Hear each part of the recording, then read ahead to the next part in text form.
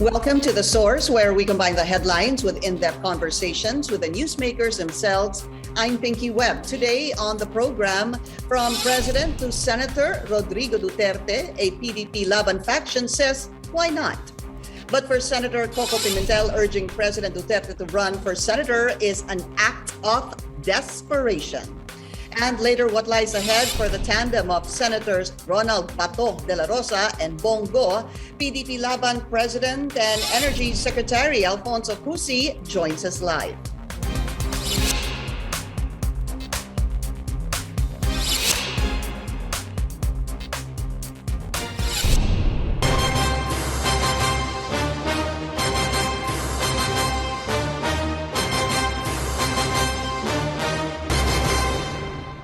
The ruling PDP-Laban Cusi wing bears efforts to convince President Rodrigo Duterte to run for senator for the 2022 elections. In a statement on Wednesday, PDP-Laban says that Party Chairman Duterte can vie for a Senate seat instead after changing his mind about seeking the vice presidency. PDP-Laban adds that Mr. Duterte can also be the campaign manager of PDP-Laban standard bearer, Senator Bato, Dela, Rosa, and his running mate, Senator Bong. Let's go straight to the source of the story. We have PDP-Laban President and Energy Secretary Alfonso Cusi. Secretary Cusi, welcome to the source. Maraming salamat po sa inyong oras. Good morning. Good morning, Ma'am Pinky. Good morning to all the listeners and followers of The Source. Glad to be Thank with you, sir. program. Yeah, we're very happy to finally have you. So now, Secretary, you're convincing President Rodrigo Duterte to run for senator. Why so? Well, the 6 years that he has been the president is not enough for the gains of the foundations that he has laid down. And I believe that the perspective that and the wisdom that he has earned as mayor and as a chief executive will bring a lot of changes at the Senate, at the legislative body. And it's a way also for us, PDP party, to advance the program of government that has been started by him in 2016. Have you spoken to him about this, and is he open? Sorry? Have you spoken to the president about this, and is he open to run for senator? Yes, ma'am. Actually, we're trying to convince him. We had a short discussion about it. We were trying to convince him to reconsider running for vice president, considering that the landscape has changed. You remember that he said he decided not to run anymore because of constitutional issue, the constitutional debate, and he said, "Wag na nating gawing issue yan, wag na nating abalahin ang mga tao. Mag-retire na lang ako sa politics," sabi niya. So, hindi natuloy yung plano ng PDP to field Senator Bongo as president and President Duterte as vice president. What happened? Nag-slide si Senator Bongo to vice president, and we fielded Senator Bato to be our standard bearer. So, ngayon, since si Pangulo naman talaga nagsimula ng mga programa ng PDP, kung mawawala siya, para kaming mapipilayan sa pagtutulak ng mga programa niya. No? And we thought it's wise na dalhin siya, na pumunta siya sa Senado, at sinasabi nga natin, yung experience niya, the wisdoms, no, yung mga nagawa niya, magagawa niya sana sa legislative body, and he will bring into the legislative body a leadership that is no nonsense, talagang pure good governance lang.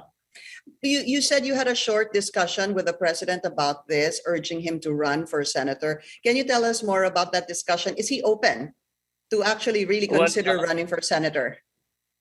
I believe the president is discerning and thinking hard about it because he knows the sacrifice that he has to make. And sinabi pa nga namin, kung talaga dapat tayo magdala ng pagbabago sa Senado, kailangan magdala rin tayo ng mga kasama natin na siya magsusulong ng programa na sinimulan na natin, yung mga anti-drugs, anti-criminality, anti-insurgency, and all the others, including the build. So sabi natin na para magkaroon naman ng real change also, hindi lang yung sa executive but also at the legislative level. What are the chances you think, Secretary, of President Duterte actually really running for senator? Ano ho kaya ang in terms of percentage? Kasi sabi niyo, you discussed it, he's discerned, he's thinking about it. What are the chances, sir? Sorry, you were cutting out. My reception is. Opo. Can you repeat Ano ho kaya yung chances na tumakbo talaga siyang senador in terms of percentage? 50-50 pa rin ho ba o malaki ang chance na tumakbo po siyang senador? Well, hindi pa naman niya he did not turn it down. He did not give any answer, and sabi ko nga he must be really discerning, thinking about it seriously na kung ano po ang mabuting gagawin niya. Sabi po ni Senator Koko Pimentel, this shows desperation on the part of Cusi and the group. Ang lumalabas daw ho kasi according to him is there is an impression na hindi daw strong candidate yung nasa grupo. And simply you are more or less, sir, what he was saying was depending on the personality of President Rodrigo Duterte. Could you react to that, please? Well, definitely it's what PDP is pushing, what we are pushing, hindi po personality politics. What we are pushing is real party politics based on programs. And ang sinasabi lang po namin na para tumakbo si Pangulo, he will be a very good endorser, very good. Siya po yung talagang that will give a real leadership na po yung sinasabi nating leadership that is willing to really take all the risk to make things happen. So kaya tinutulak natin yan. It's not personality politics. And I would respect kung ano ang views ni Senator Koko. Anyway, hindi naman siya po sa kanya namin nilalahad ito. Inilalahad po namin ito sa mga tao, and the tao will be the one to decide, not him. So I will not hindi ko na po papatulan yung comment ni Senator Koko. Sakali pong tumakbo si Pangulo na senador, sino hong nakikita niyong posibleng i-substitute niya bilang senador sa lineup ng PDP-Laban Cusi wing? As sabi nga po namin, we have 5 PDP-Laban senatorial balls, and I'm sure one of them will be willing and to give way para kay Pangulo kung tatakbo si Pangulong senator. So, and baka sabi ko nga po, baka magunahan pa yung 5 kung sino mag-giveaway. But frankly, sir, are you still hoping that the president will change his mind and run for vice president, o tanggal na po sa usapan itong posibleng pagtakbo ni Pangulo bilang VP? Well, naging firm po siya sa kanyang desisyon na huwag nang tumakbo ng pagka-vice presidente. Kasi nga po, the best tandem po sana niya si Senator Go. Kaya lang hindi na nga po si tutuloy at nag-vice president na po siya. So ngayon naman po, what we are offering the people, the country, yung tandem po ni Senator Bato at saka si Senator Bongo.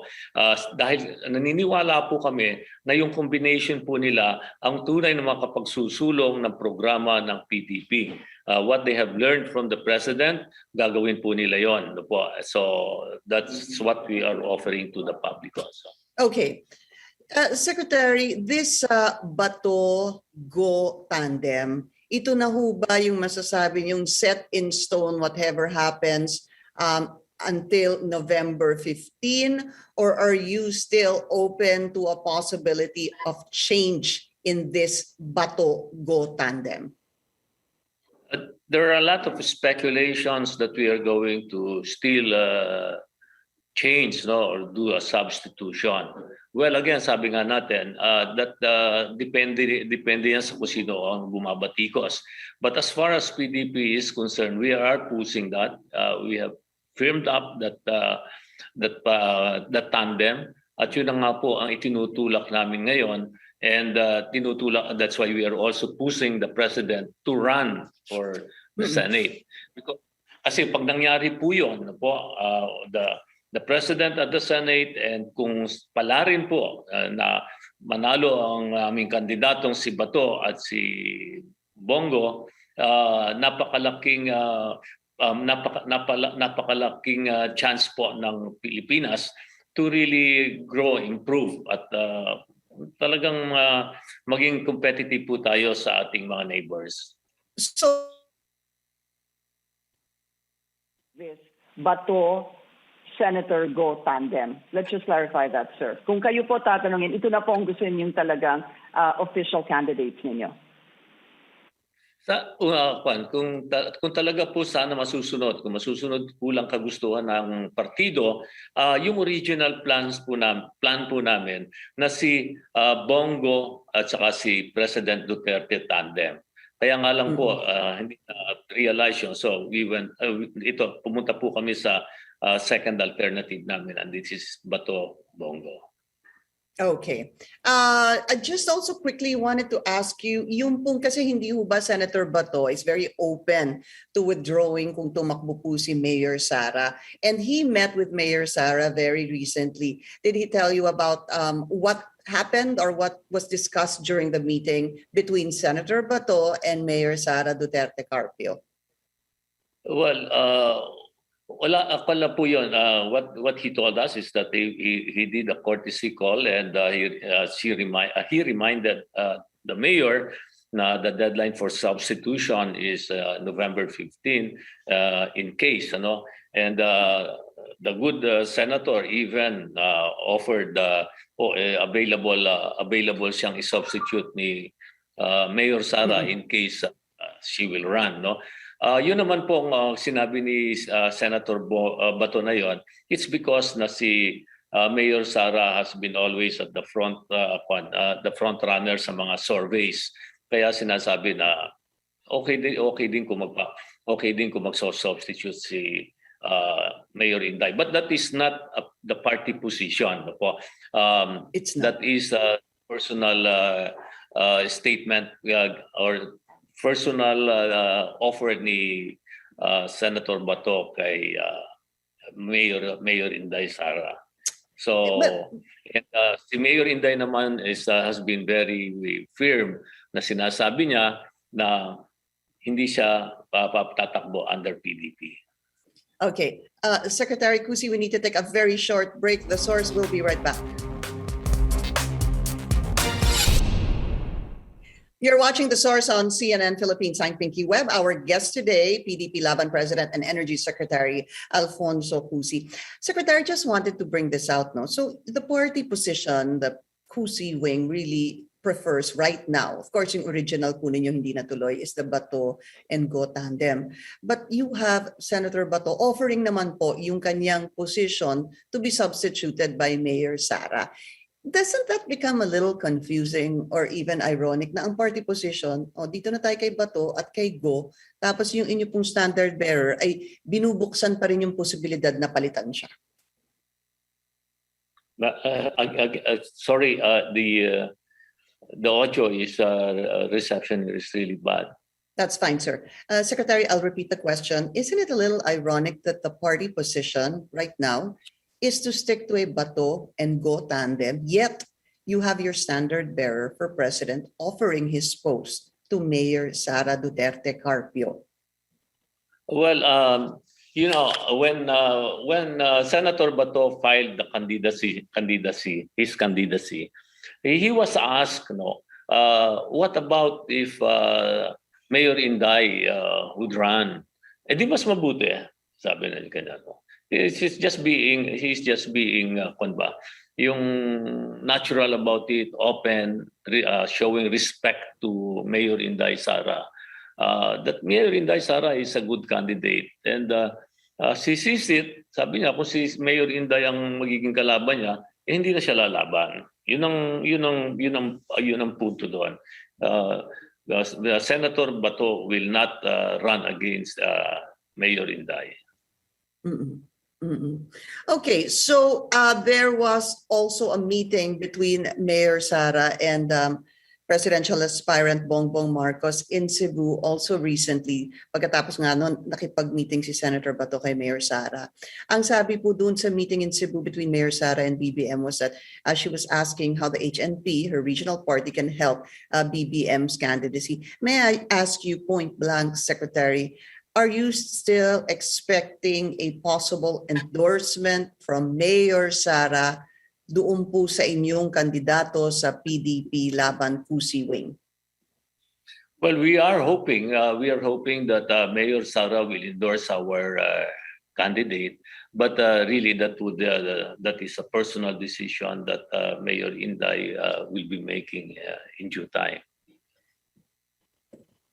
Pero yung pagsali po niya o pagsanib niya or any alliance or coalition with the PDP, is there still possible, meron pa hubang pag-uusap hinggil dito sa hugpong ng pagbabago? Basag na basag po ang dating dito sa fans ng audio ninyo, Ma'am Pinky.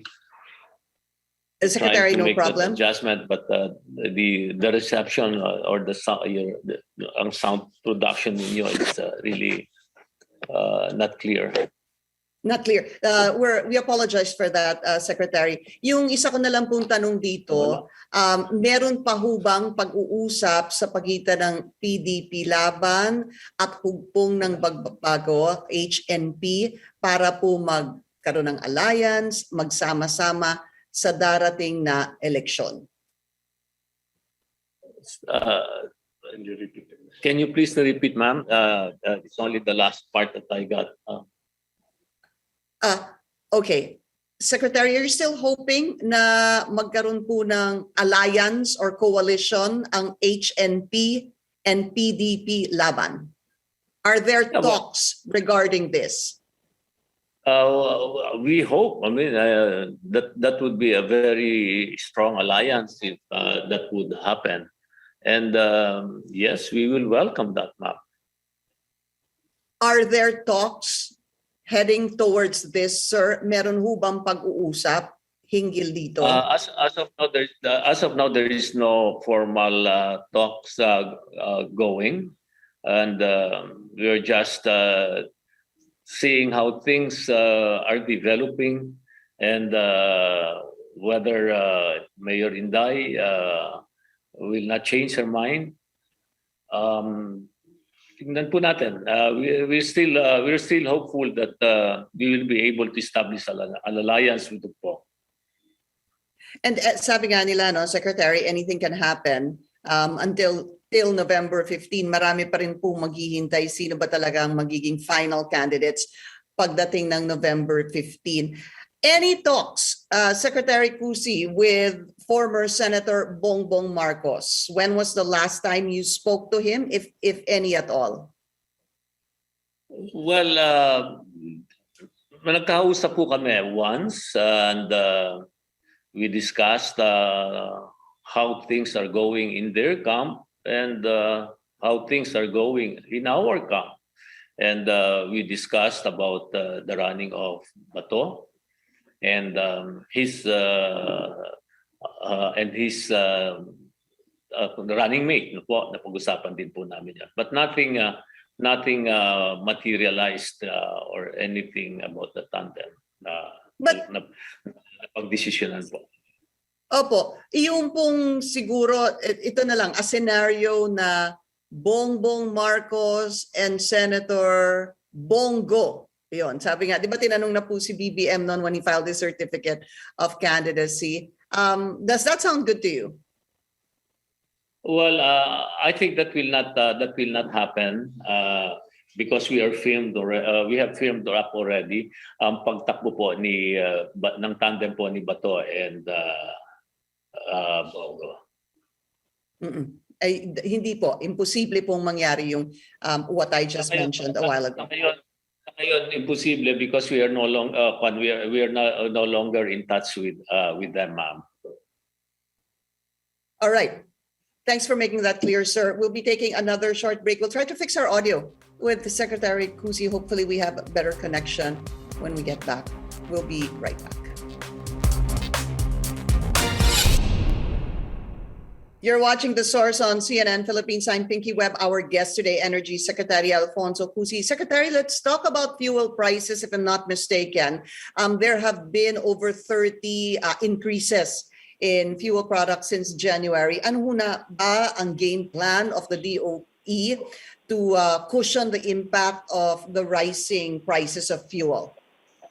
Well, we actually, the first approach that we did to help the public is to ask the oil companies to give discounts to the motorists. And the oil companies gladly, they oblige and now granting discounts, not only to the PUBs, they are giving discounts now to the truckers para naman matulungan yung mga biyahero, and also giving discounts to the fishermen, sa mga mangingisda po. So that's the first step. And the second step is we are asking for the amendment in the oil deregulation law to give power to the DOE to suspend excise tax when the price of oil reaches certain level. And that has been heard yesterday in Congress. And we are in coordination with the DOF to make sure it will not hurt the economy of the country if we suspend the excise tax. And the other thing that we have asked Congress is to give us the power to unbundle the price. Sometimes in 2018, we issued a department circular requiring oil companies to unbundle the price. But unfortunately, we were brought to the court and a TRO has been issued.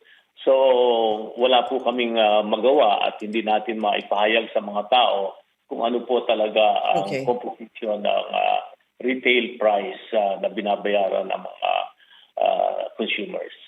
Secretary, but for clarification, what is the position of the DOE when it comes to suspension of excise taxes now that I think per barrel it's over $90? Ang position niyo ba is to suspend the excise tax for now? Yes, ma'am. Our position is to suspend it and to give authority to the DOE to suspend it when price reaches a certain level. Right now, it's more than 85. No, but there was a provision about suspending excise tax in train law, in train law 2. No, I think, and but the time has expired already. It's time bound provision, so that's expired already. In fact, I wanted to ask you about that because there's supposed to be, I understand, a provision in the train law that allows an automatic suspension of excise taxes, I believe, when the cost of, when the prices go to about $80 per barrel. Hindi ho ba? Yeah. So, naglapse na po yun. Naglapse na yun, ma'am. So, that's why we cannot suspend it now, and we are asking, that's what we are asking we are asking Congress to amend and give us the power. Okay, so the position of the Department of Energy is to suspend the excise tax right now, and you're hoping that you will be given the power to suspend this on your own, because right now you're saying wala pong kapangyarihan ng DOE to do this. Sir, just very quickly as a last question, what kind of siguro yung pag-uusap with the finance department, is this bearing any fruit? Because yesterday during a hearing at the House of Representatives, it didn't seem like the officials of the DOF were in agreement to actually suspend the excise tax. How are talks with the DOF ongoing? Well, we actually, from the very beginning, we coordinated our study with DOF. And sabi nga po ng DOF, it will have a big impact on the budget of the country. No, dahil siyempre because of the pandemic, we need money and to finance also all other projects. So, siyempre ang DOF hesitant to Suspend. to agree in suspending the excise tax.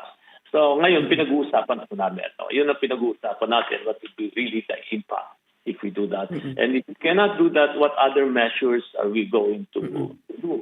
Kaya nga po yung as an immediate assistance, pinirmahan na po ni Pangulong Duterte yung 1 billion pantawid pasada subsidy. Right. But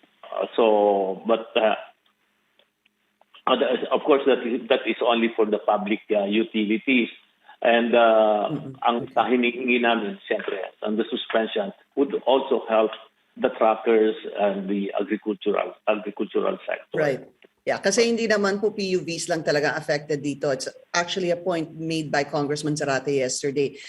Even the fishermen, you're right, even the truckers, and even the general public as a whole. Unfortunately, Secretary, we've run out of time. I hope we get to interview you again pretty soon. In the meantime, Energy Secretary Alfonso Cusi, sir, maraming salamat po sa inyong oras. Maraming salamat, ma'am, and sorry about the audio today.